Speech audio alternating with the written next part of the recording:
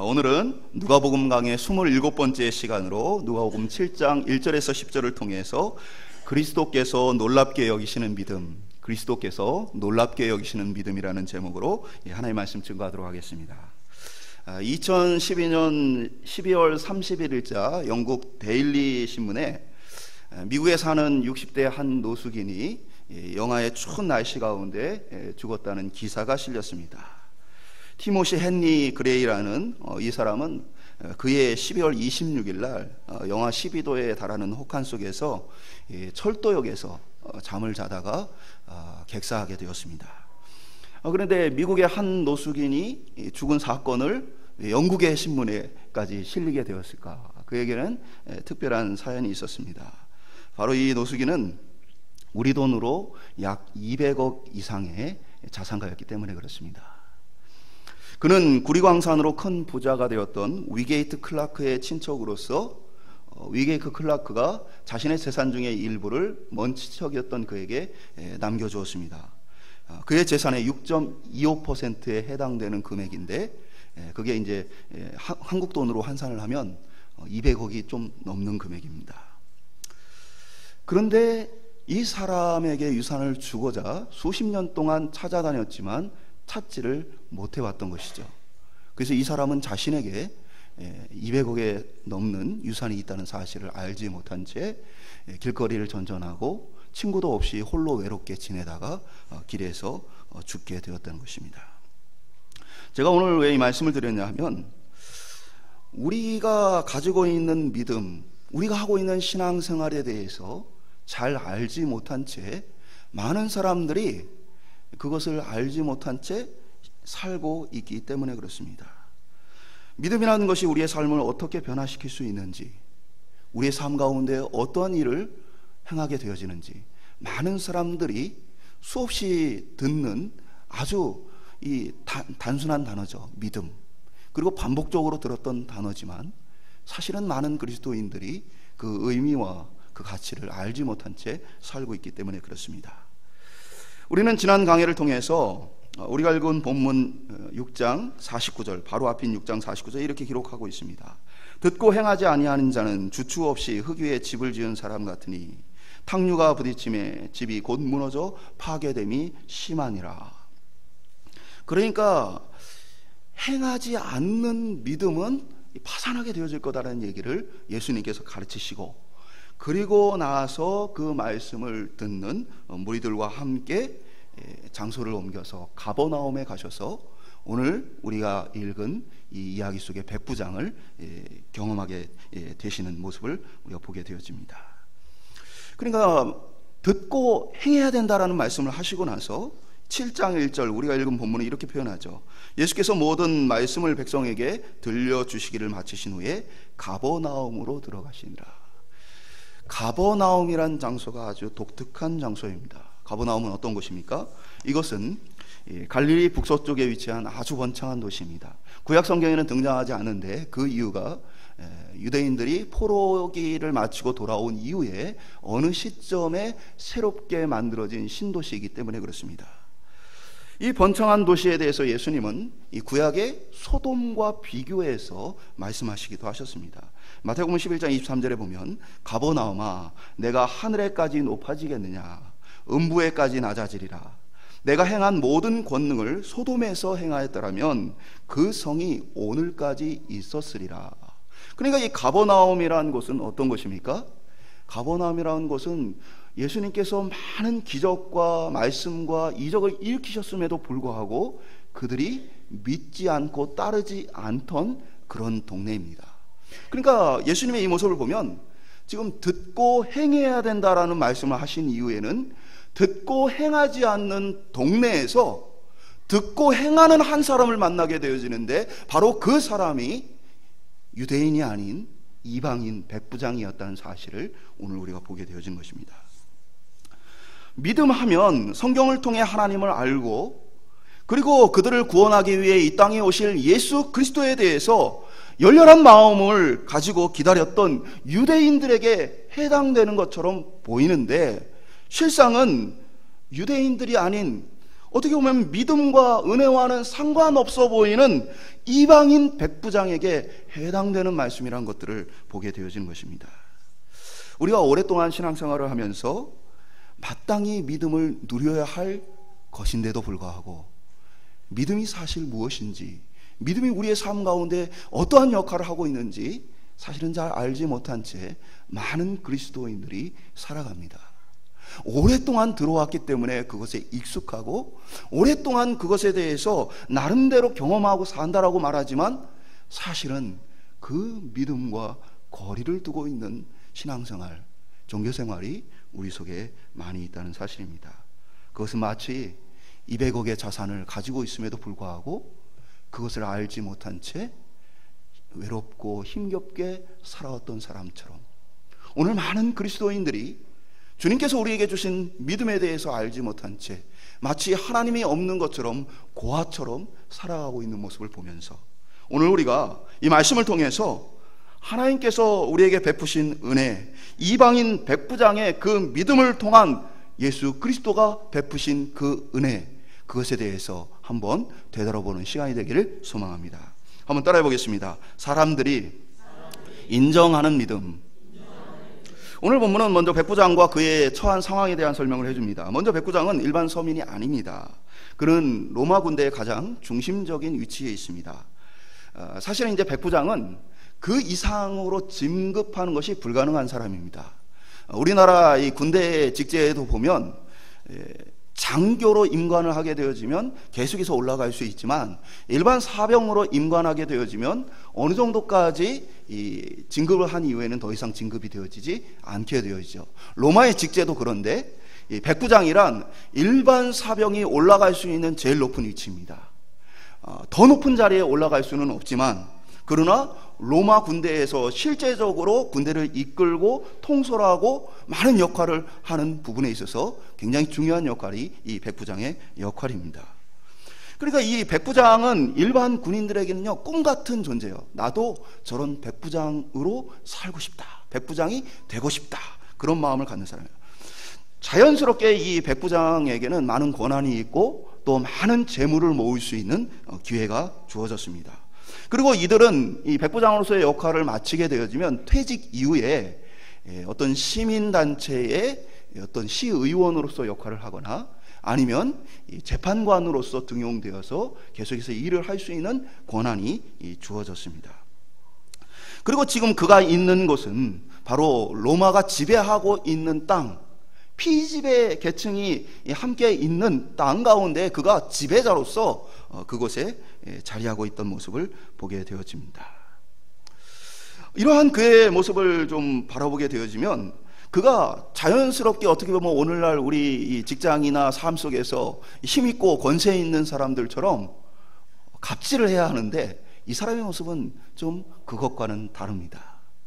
지금 로마 사회에서는 백부장이 굉장히 높은 지위가 아니지만 지금 지배를 당하고 있는 피지배 계층의 동네에서 백부장이란 어마어마한 권세를 갖고 있는 사람이에요. 그런데 그의 모습은 굉장히 겸손한 모습을 보게 되어져요.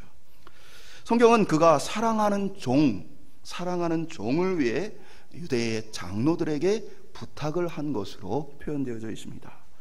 로마 사회에는 무수히 많은 종들이 일을 해왔고 그들이 말하기를 종과 짐승의 차이는 종은 말할 수 있고 짐승은 말하지 못할 뿐이다. 그런 정도로 종을 하찮게 여겼던 것이 로마 사회의 모습입니다. 그런데 그는 종을 사랑할 뿐 아니라 그리고 그 종을 위해서라면 자신보다 어떻게 보면 피지배 계층인 유다의 장로들에게 찾아가 부탁을 할 정도로 그가 진실한 마음을 가지고 있었던 모습을 보게 되어집니다. 그러면서 그에 대한 좀 더 구체적인 설명을 해주고 있는데 유대의 장로들이 예수님께 나와서 하는 말은 그의 부탁을 들어주는 것이 합당하다라고 예수님께 아뢰게 되어집니다. 왜냐하면 그는 유대 민족을 사랑하고 그리고 유대인들을 위해서 회당을 지어주었기 때문이라고 구체적인 이야기를 해줍니다. 그러니까 이 사람 회당을 지어줬다는 얘기는 자신의 재산을 들여서 회당을 지었다는 의미를 가지고 있어요.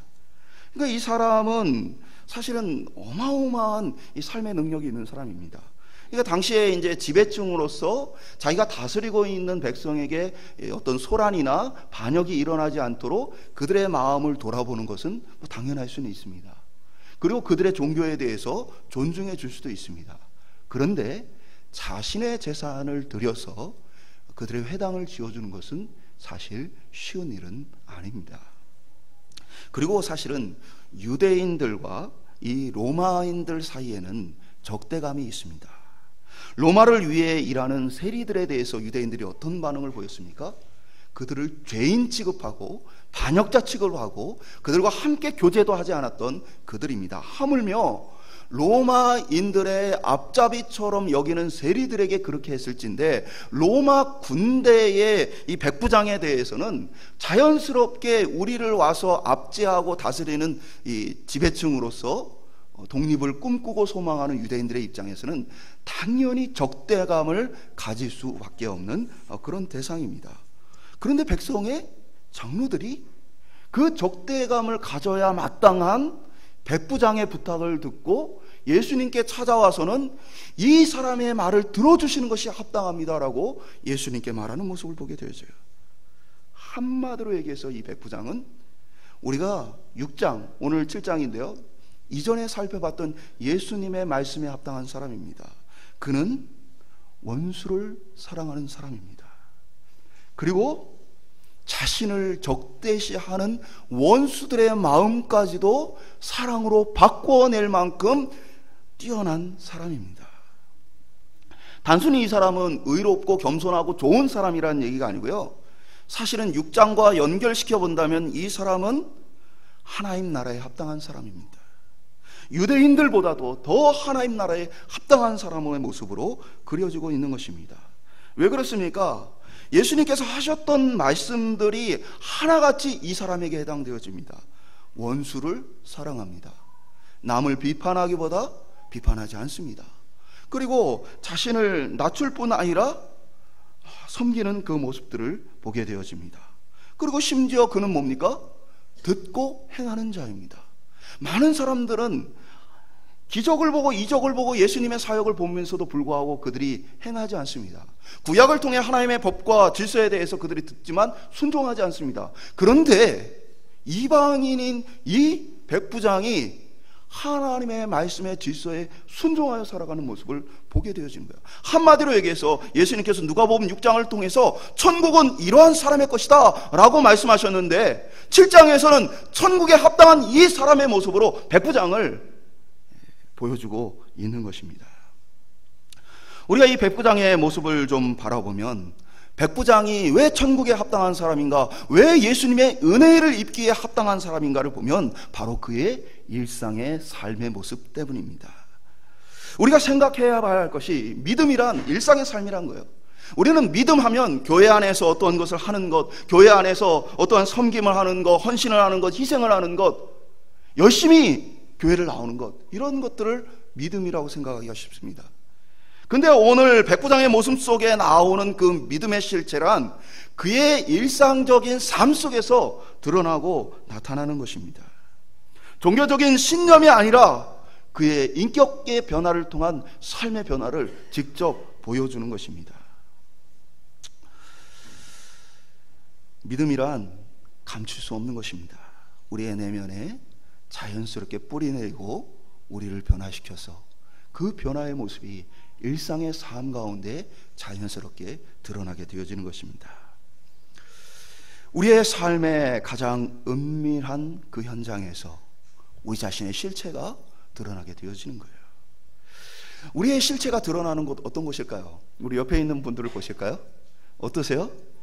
교회 안에서 만나면요, 다 거룩하고 다 이 선하고 인자하고 뭐 이런 모습처럼 보여요.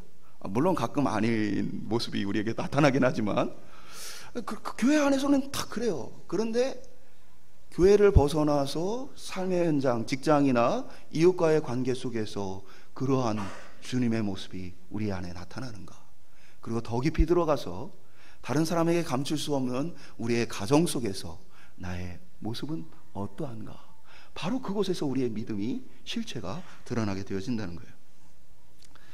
제 아내가 가끔 저를 놀리는 표현이 있습니다. 그게 뭐냐면, 제가 성도님들의 전화를 이렇게 받을 때 친절하게 받는 모습을 좀 비꼬아서 표현합니다. 그래서 제가 이렇게 전화가 오면 권사님 하고 이렇게 전화를 받아요. 그러면 저희 아내가 나중에 또 흉내냅니다. 권사님 하면서 제가 흉내를 내요. 그 의미는 뭐냐면, 성도님들의 전화를 그렇게 친절하게 받는 것처럼 자기 전화도 그렇게 친절하게 받으라는 얘기입니다. 용건이나 중요한 거 얘기하는 거 말고도 어머 여보 하고 이렇게 받아주길 원하는 거예요. 어이구 하면서 이렇게 그런 걸 원하는 거죠. 그러면 이제 물을게요. 제가 성도님들의 전화를 받으면서 이렇게 받는 모습과 저희 아내의 전화를 받으면서 하는 이 모습 속에서 어떤 것이 더 진실한 나의 모습을 비춰주고 있을까요? 사실은 두 개 다 진실이지만, 그러나 나의 더 내면의 깊은 모습은 바로 은밀한 삶, 바로 아내와의 대화와 태도를 통해 드러나고 나타나게 되어지는 거예요. 이러한 부족한 모습이 제 내면을 사실은 더 잘 보여주고 있는 것입니다. 여러분이 저를 만날 때 제가 머리도 단장을 하고 옷도 잘 갖춰 이렇게 해서 나옵니다. 근데 집안에서는 아주 편안한 모습으로 있게 되어집니다. 밖에서의 모습도 제 모습이지만 사실은 집안에서의 저의 모습이 더 진실되고 은밀한 모습일 수 있는 것입니다.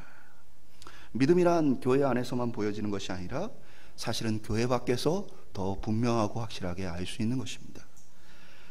더 날것으로 포장을 벗겨낸 원래 그 모습 그대로 더 잘 보일 수 있는 것입니다. 그리고 이 모습은 나 자신이 보는 나보다는 다른 사람이 나를 보는 것을 통해 더 잘 알 수 있습니다.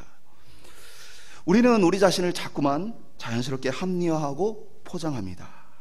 내가 왜 화를 냈는지, 내가 왜 이렇게 행동을 했는지, 나 나름대로는 다 이유가 있고, 나 나름대로는 다 상황이 있고, 나 나름대로는 다 포장을 합니다. 그래서 사실은 왜곡된 우리의 마음을 가지고 스스로를 깨닫고 안다는 것은 어렵습니다. 그런데 다른 사람들은 나를 잘 봅니다. 예수님이 지난 시간에 말씀하셨던 비유처럼 자신의 눈 속에 있는 들보는 못 보아도 남의 눈에 있는 이 티까지도 잘 보는 인간의 죄의 본성은 사실은 서로를 더 객관적으로 확실하게 보일 수 있게 해준다는 사실입니다. 그래서 내가 생각하는 나보다는 다른 사람들이 바라보는 나의 모습이 사실은 내 진짜 모습일 가능성이 높다라는 것이죠. 사랑하는 여러분, 여러분은 가정에서 어떤 사람입니까? 그리고 직장에서는 어떤 사람입니까? 주변 사람들과의 관계 속에, 친척들과의 관계 속에, 형제들과의 관계 속에 여러분의 모습은 어떤 것입니까? 그것이 우리의 진짜 모습을 보여주고 있는 것입니다.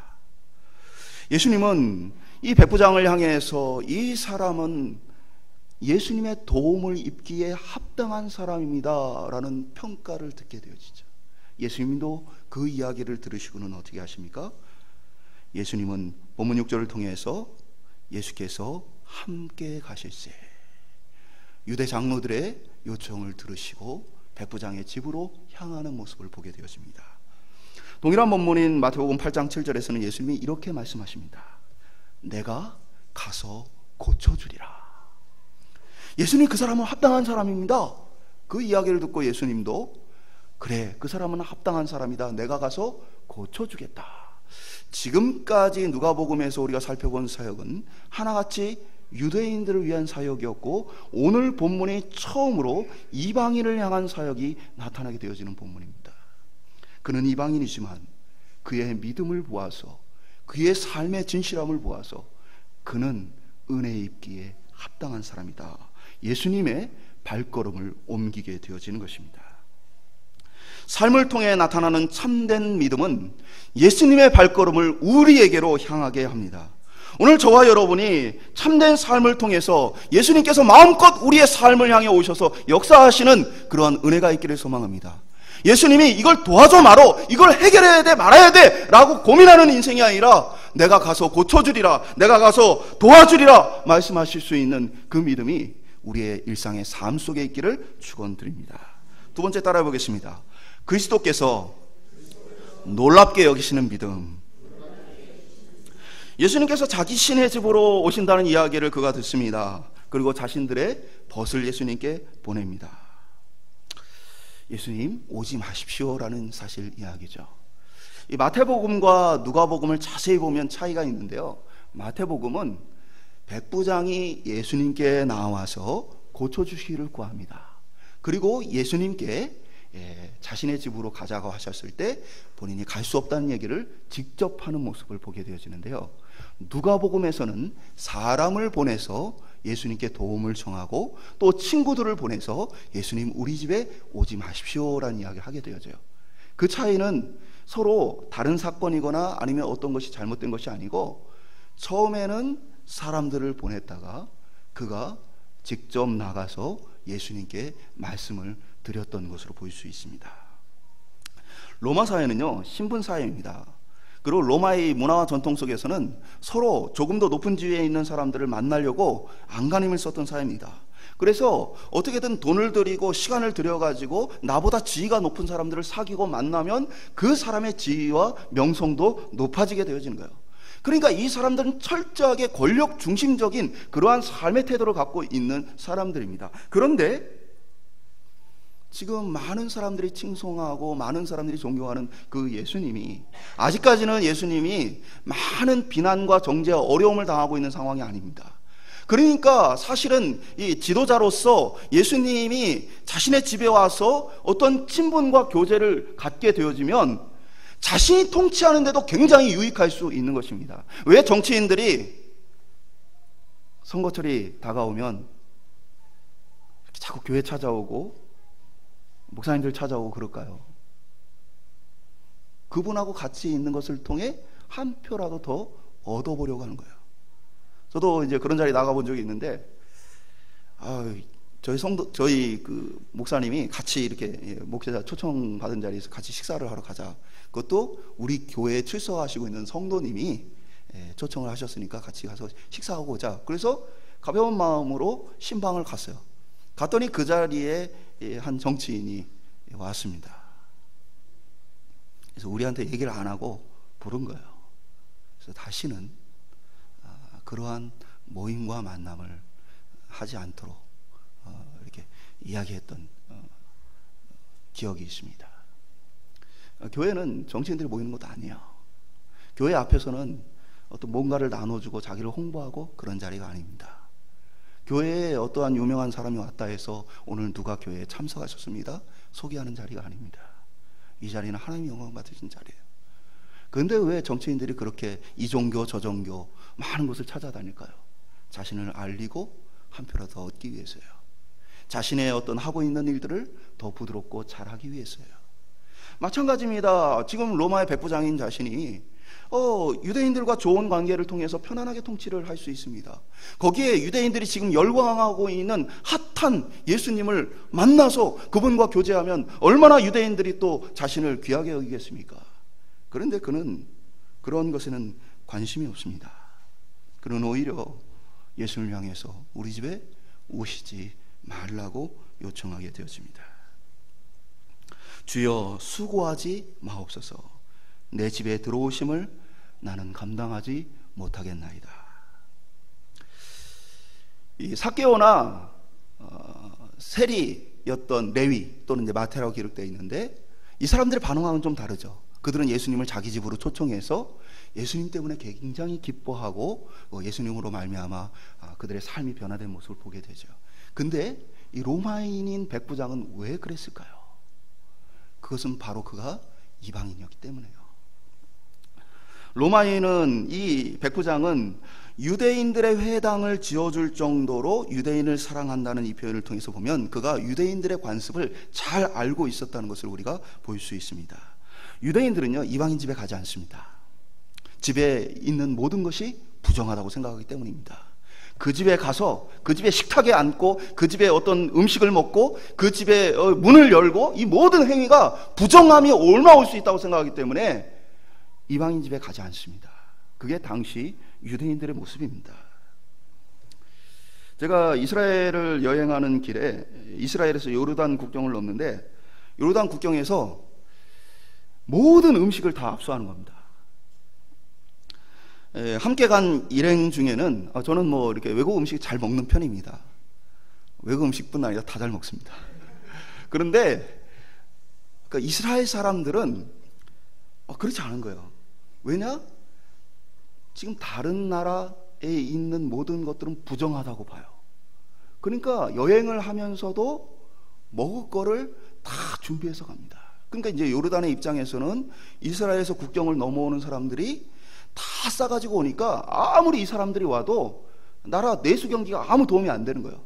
그래서 특단의 조치로 당시에 가지고 있던 모든 음식을 다 압수해버리는 그런 조치를 내리고 있어요.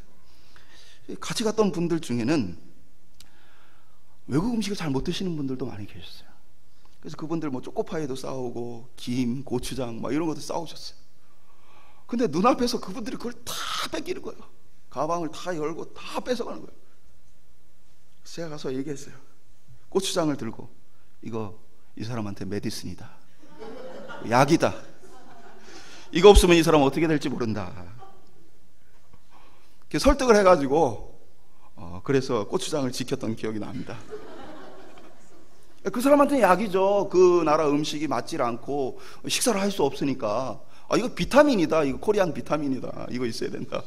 라고 해서 고추장 지켰던 기억이 나요. 그러니까 지금의 이 유대인들의 모습 속에서도 그럴 정도로 이들이 이방인들이나 이방인들의 물건을 부정하다고 여깁니다. 그러니까 사실 자신은 로마인이잖아요. 백부장의 입장에서는 유대인인 예수님이 이방인인 자신의 집에 오실 때에 어떤 마음을 가지고 오실지 알겠어 모르겠어요? 이 유대인은 이 백부장은 유대인들에 대해 잘 아는 사람이에요. 그러니까 뭐라고 해요? 주님 수고하지 마십시오. 나 때문에 수고하지 마십시오. 라고 얘기를 하는 거예요. 백부장은 자신의 우월한 지위로서 피지배계층인 사람으로서 예수님을 보지 않고 오히려 예수님을 향해서 주님이라고 부릅니다. 자신은 낮은 자입니다. 그리고 당신이 우리 집에 오시는 것, 그것을 내가 감당할 수 없습니다. 왜 감당할 수 없는지에 대해서 그가 이 표현하는 모습을 통해서 우리가 좀 더 살펴볼 수 있는데요. 그는 이렇게 말합니다. 말씀만 하십시오. 말씀만 하시면 나을 것입니다. 그러니까 이 사람은 뭐예요? 예수님을 단지 어떤 신비로운 의술이나 신비로운 어떤 능력을 갖고 있는 사람으로 생각하지 않아요. 그래서 신비로운 걸 한번 구경해보자, 그런 마음이 아니에요. 예수님 뭘로 아는 거예요? 말씀만 하셔도 모든 것을 고칠 수 있는 분으로 아는 거예요. 한마디로 여기서 이 얘기는 창세기에 하나님께서 말씀으로 세상을 창조하시고 다스리신 이 사건을 이 사람이 어찌 알겠어요? 바로 예수님을 그렇게 알고 있는 거예요. 말씀하시면 그대로 이루어지게 하시는 분이다. 이분은 와서 어떤 능력을 행하는 일반적인 어떤 사람이 아니라 이분은 창조자이자 어마어마한 권세와 능력을 가진 분이다. 그래서 그런 분이 우리 집에 오시는 것은 내가 도저히 감당할 수 없는 일이다 라고 여기게 되어진 거예요. 어떻게 이 백부장이 온 땅의 주인이고 모든 것을 다스리시는 이 예수님, 말만 하시면 병이 다 나아질 것이라는 이 믿음을 어디에서 들었을까요? 이 사람은 예수님의 소문만 들었습니다. 예수님을 만난 적도 없고 경험한 적도 없습니다. 그저 예수의 소문을 들었습니다. 그리고 한 번도 예수님은 지금 이 백부장이 말할 때까지 가시지 않고 나아라 해서 나은 이야기가 없습니다. 이전에 어떤 이야기를 듣고 이 사람이 믿은 것이 아니고 그렇게 확신한 것이 아니에요. 이 사람의 믿음은 어디에서 나온 거예요? 예수님을 놀라게 한 이 지식은 도대체 어디에서 나온 거예요? 한번 따라해볼까요? 믿음은 성령께서 우리에게 주시는 것이다. 그것 말고는 설명이 되어지지 않아요. 이 사람이 어디서 말만 하면 병도 낫는다는 얘기를 들었겠어요? 한 번도 아직까지 그런 기적이 일어나지 않았어요. 듣지도 못한 일이에요. 생각하지도 못한 일이에요. 심지어는 하나님의 말씀을 달달달달 외우는 백성의 지도자들과 많은 유대인들조차도 예수님에 대해서 알지 못했어요. 그런데 이 백부장이 온 땅의 주인이신 예수님을 알아보는 것, 그것은 성령께서 그에게 주시는 믿음 때문입니다. 성령께서 우리에게 주시는 믿음은 우리가 듣고 경험하는 수준을 뛰어넘게 합니다. 이것이 가능할까? 이것이 될까? 라는 모든 것들을 뛰어넘게 하십니다. 그리고 도저히 어떻게 보면 인간의 생각과 마음으로, 인간의 논리로 받아들일 수 없는 모든 것들에 대해서 우리로 확신하게 하고 그것을 따라 살게 합니다. 주님을 놀라게 하신 이 믿음은 바로 성령께서 동일하게 우리에게도 주시는 믿음입니다. 혹 믿음이 부족하거나 연약하다면 성령의 도우심을 구하며 주님, 나에게도 주님을 놀라게 할 만한 믿음을 주시옵소서 찾고 구하는 한 해가 되길 소망합니다. 마지막으로 따라해 보겠습니다. 그리스도의 능력을 경험하는 삶.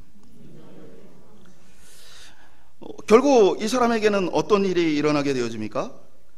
보내었던 사람들이 집으로 돌아가 보매 종이 이미 나았더라. 종이 이미 나았더라. 예수님의 권능을 경험하게 되어집니다. 많은 사람들은 예수님을 믿는다라고 하면서도 예수님의 살아계신 능력과 권능을 경험하지 못한 채 살아갑니다. 그것은 그들이 믿는다라고 말하지만 사실은 믿지 않기 때문입니다. 어떠한 사람이 폭포위를 건너갑니다. 줄을 메워놓고 그것을 왔다 갔다 합니다. 많은 사람들이 그를 바라보면서 대단하다, 신기하다 말합니다. 그랬던 그가 묻습니다. 사람들 향해서, 내가 반대편으로 건너갈 거를 믿으십니까? 사람들이 지금까지 몇 번을 건너왔는데 할 수 있을 거라고 믿습니다. 이 사람이 제안합니다. 믿는다면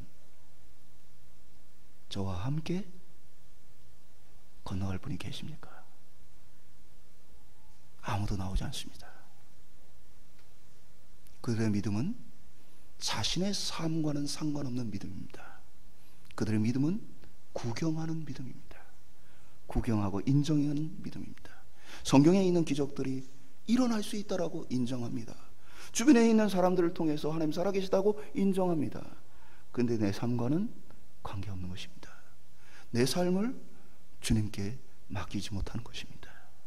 믿음이란 무엇입니까? 바로 그를 신뢰함으로 내 삶을 맡겨드리는 것입니다.